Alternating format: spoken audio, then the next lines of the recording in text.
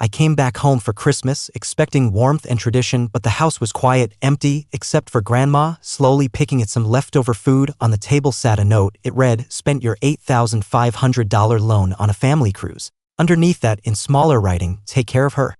Grandma looked up and said gently, "We'll make this right." I didn't reply, just gave a small nod. For days passed before they came knocking, desperate for attention. But I didn't open the door. Even though it was my parents' place, I practically funded it myself. I was supposed to be there for Christmas, like I always promised, and I was, but the second I walked in, I realized the warmth I counted on was missing.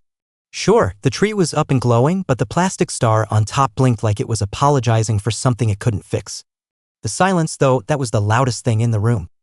No laughter, no torn wrapping paper scattered on the floor, no smell of cinnamon or burnt sugar cookies. All I could hear was the soft clink of a fork scraping a plate. "Hello?" I called out, stepping carefully into the stillness. "In here, sweetheart," a voice called from the kitchen, quiet and worn out. I turned the corner, and there she was, Grandma, sitting alone in her familiar purple sweater, a plate of cold stuffing and half-eaten ham in front of her. I blinked, confused. "Where's everyone?" She didn't respond right away, just gave me a tired, almost apologetic smile and slid a folded piece of paper across the table. Her hands were shaking slightly. I picked up the note. It wasn't even sealed. Just a ripped sheet of lined paper with my name scribbled on it in black ink. "Spent your $8,500 loan on a family cruise. Sorry. Take care of Grandma while we're gone. Love, Mom." I stared at it in disbelief. I couldn't speak. My brain stopped functioning somewhere between loan and cruise.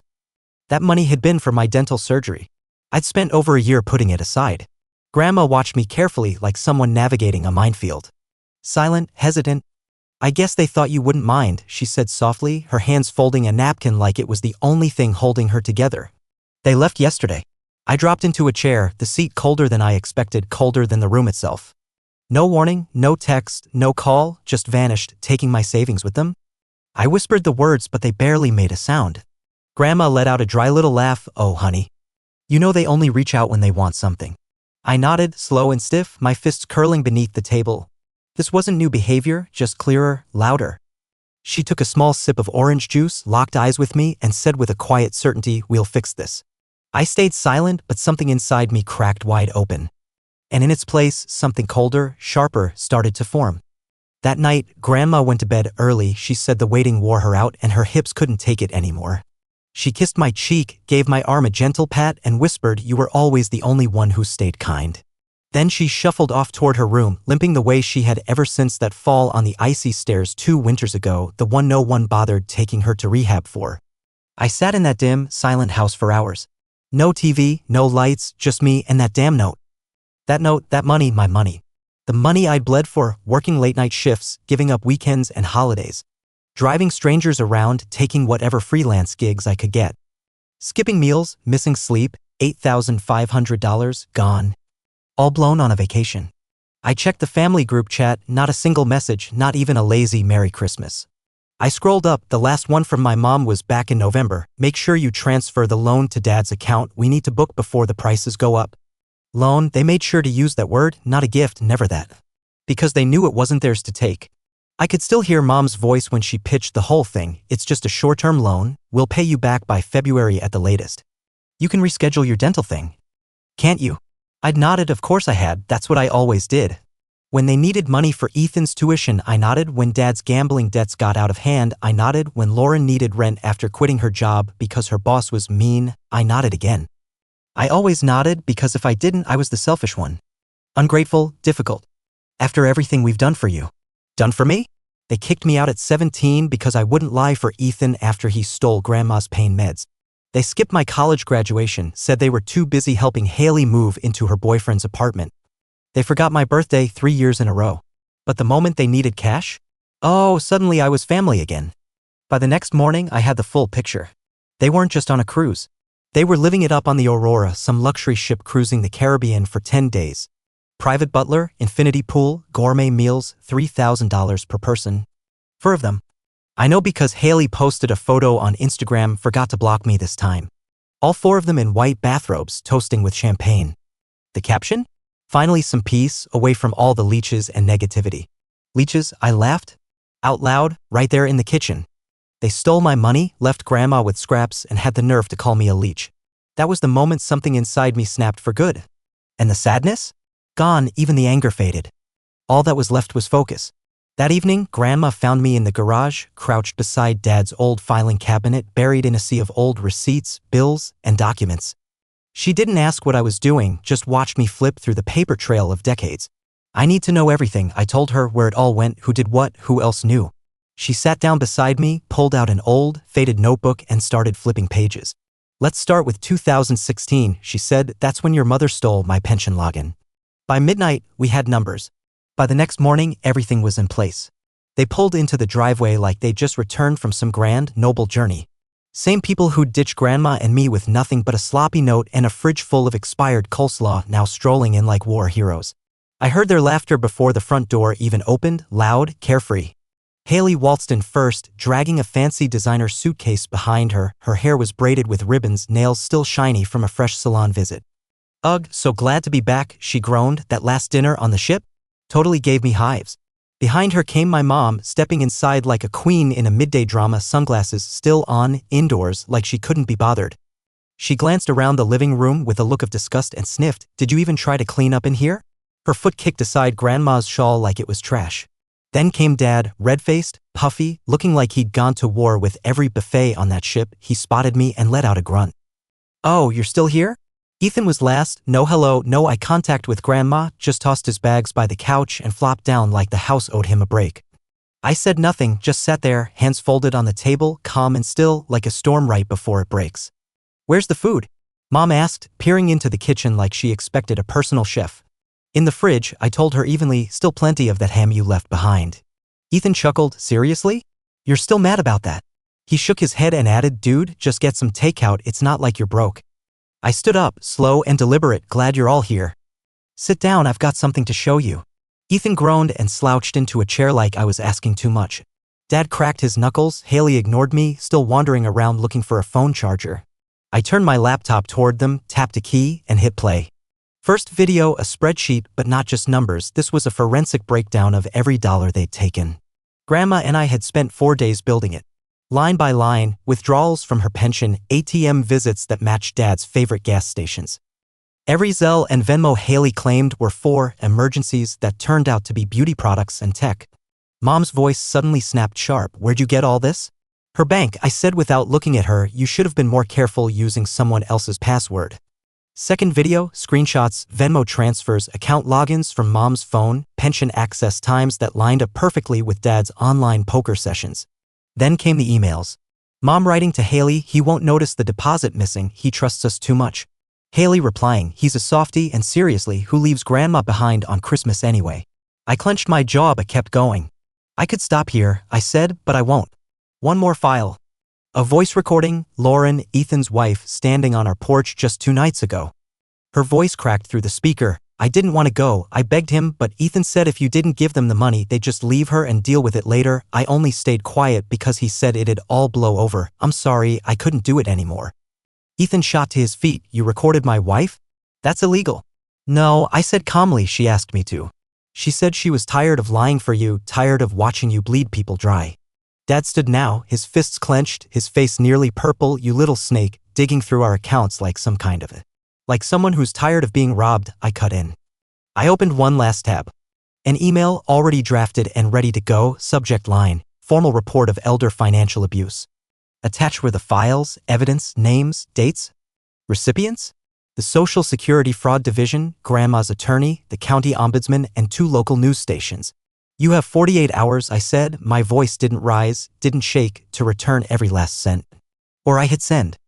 Haley's hands trembled around her phone. You're bluffing, you wouldn't actually do this, you'd destroy your own family. No, I said, you destroyed it, I'm just handing you the bill. That's when Grandma stood. She hadn't said a single word during the whole thing, but now she moved to the head of the table. Her hand rested on the back of a chair, her voice low but unwavering.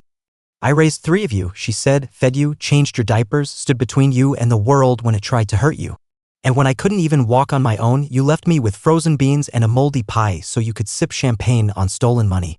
Then she paused, her voice dropped to almost a whisper. You're lucky it's him coming after you, because if it were just me. She didn't finish, she didn't have to. The room was still, dead still, even the air seemed to freeze. Dad muttered something and stormed out.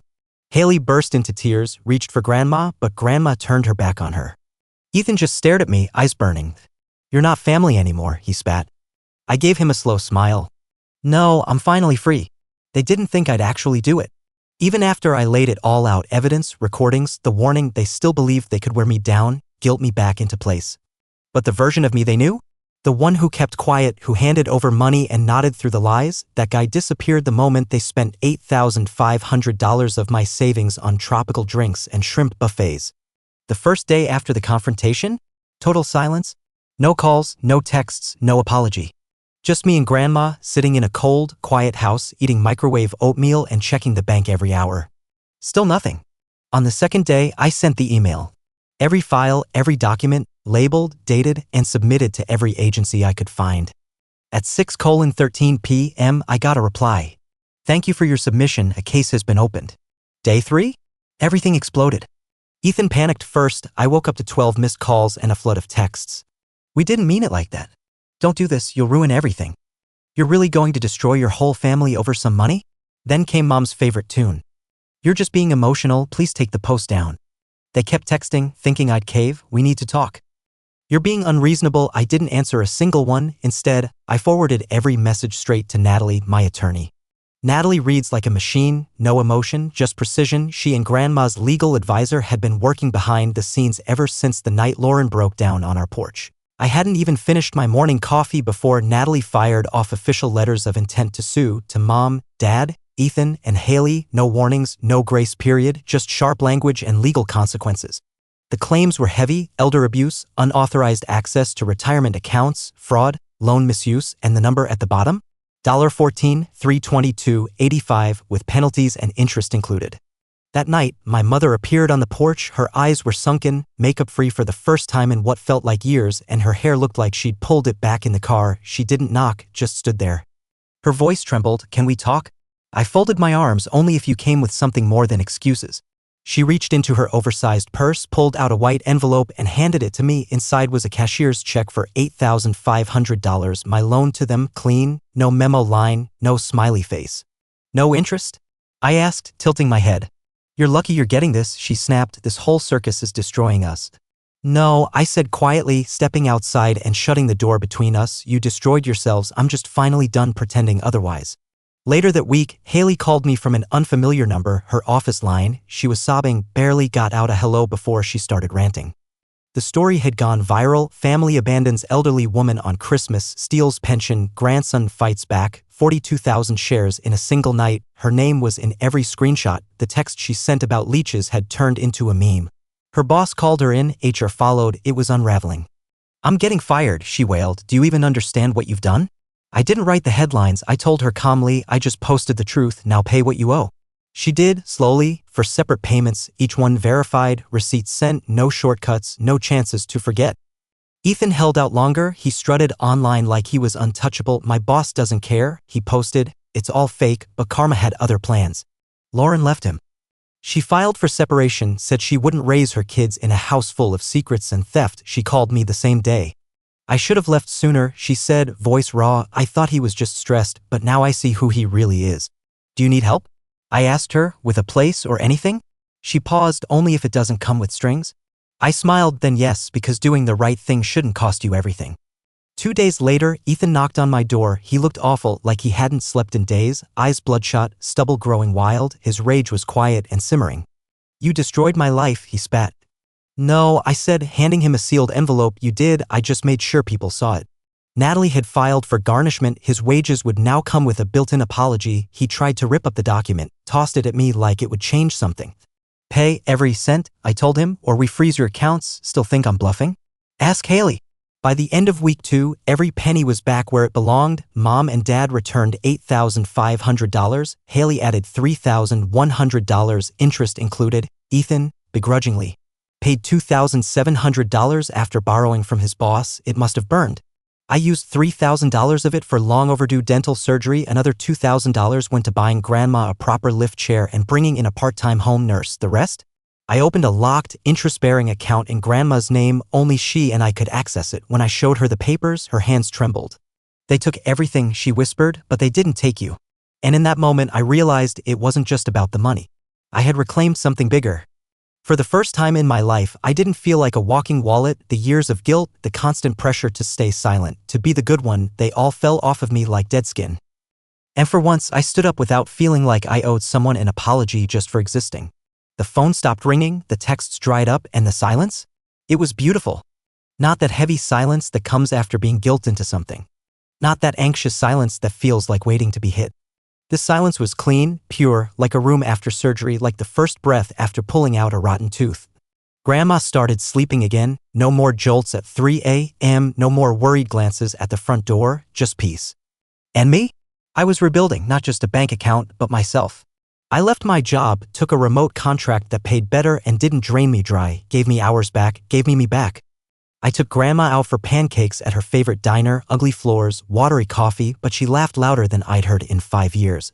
And I thought to myself, this is what it's supposed to feel like.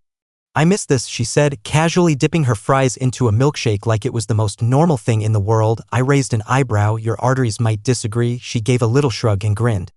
I'd rather go out laughing with you than choking on overpriced shrimp at sea surrounded by those snakes, fair enough. But even peace has its own kind of ghosts. They didn't call, not a single voicemail, but they talked. Oh, they talked plenty.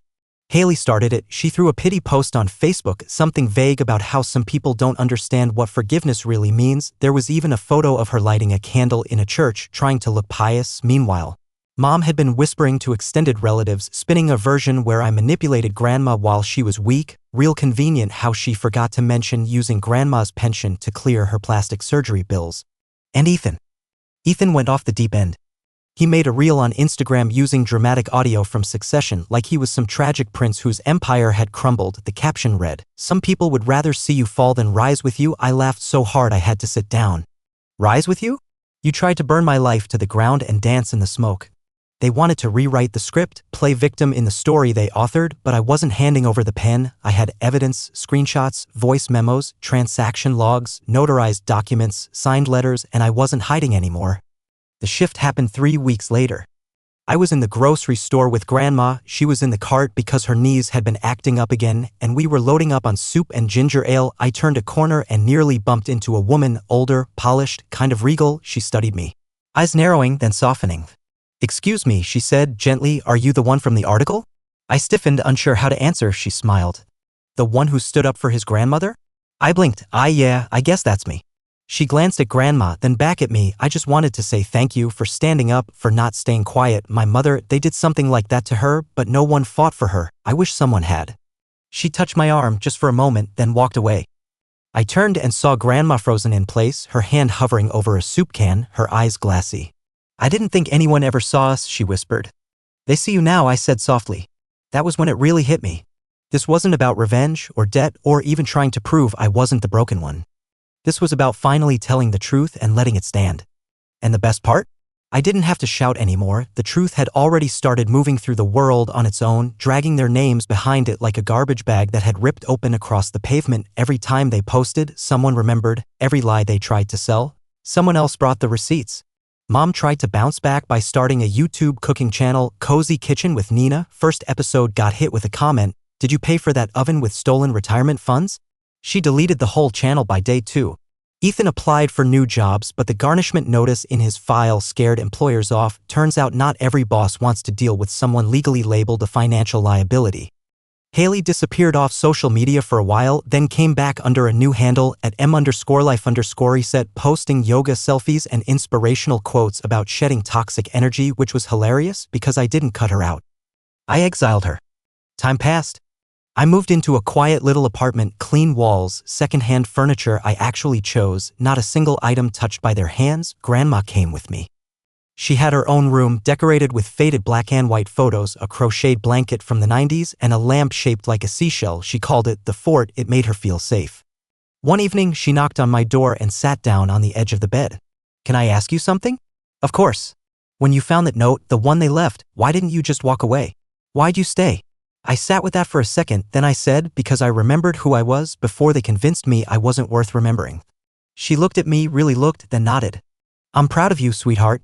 That hit harder than any insult they ever threw at me, because she meant it and because no one else in that family ever had. Weeks later, I ran into Lauren outside a coffee shop. She looked brighter, lighter, like someone who'd just crawled out of a long, dark tunnel. She told me she was taking night classes, studying for a certification, trying to build a life on her own terms. I didn't know it was possible to live like this, she said, without fear of what he'll do next. You gave me that. I didn't even know how to respond. She stepped a little closer. You didn't just save your life, you helped change mine. I nodded quietly, and for once, I actually believed it. So here it is. You want to know what happened to the family? They buried their own legacy trying to smother mine. You want to know what happened to me? I stopped waiting for them to treat me like family and started building one with the people who never made me beg to be loved. And now? Now I sleep peacefully with every light off. Because I'm not afraid of what they'll take next. They already took everything. And I took it back.